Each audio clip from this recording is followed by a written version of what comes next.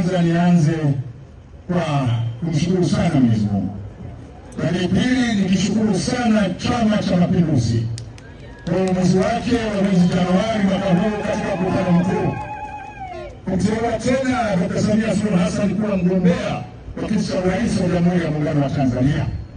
Lakini pia kwa kuridhia wewe kuwa mgombea mwenza wa Chama cha Mapinduzi na hatimaye kuwa makamu wa rais wa Jamhuri ya Muungano wa Tanzania.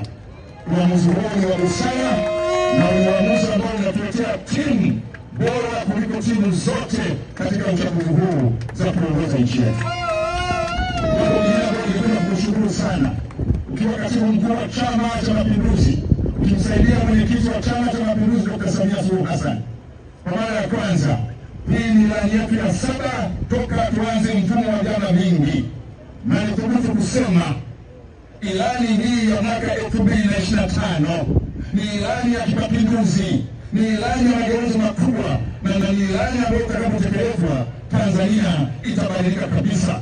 Na hakika katika hilo mkono wako umo, na wewe utakuwa ni mtu sahihi kabisa kumsaidia Mheshimiwa Rais Dr. Samia Suluhu Hassan kuitekeleza ilani ya 2025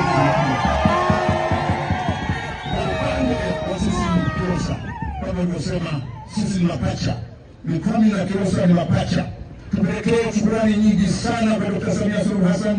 Tumemshukuru tarehe 30 mwezi wa 8 pale Kilosa, lakini tunarudia tena kusema ndani ya ilani hii ya mkoa wa Morogoro ambao najua watakuja kuizungumzia, yamewekwa mambo ambayo yanakwenda kuibadili Morogoro kuwa ndio mkoa mmojawapo wa kimkakati wa kusukuma uchumi na maendeleo ya nchi yetu. Ndani ya ilani hii kuna mambo mawili muhimu kwa Kilosa ni Aseme na Mikumi.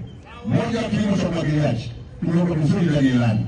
Pili, ufugaji wa kisasa ambao tunaamini utatatua tatizo la migogoro ya wakulima na wafugaji. Lakini tatu, kusukuma kasi ya maendeleo vijijini. Ilani hiyo ni ilani ya kimapinduzi kabisa.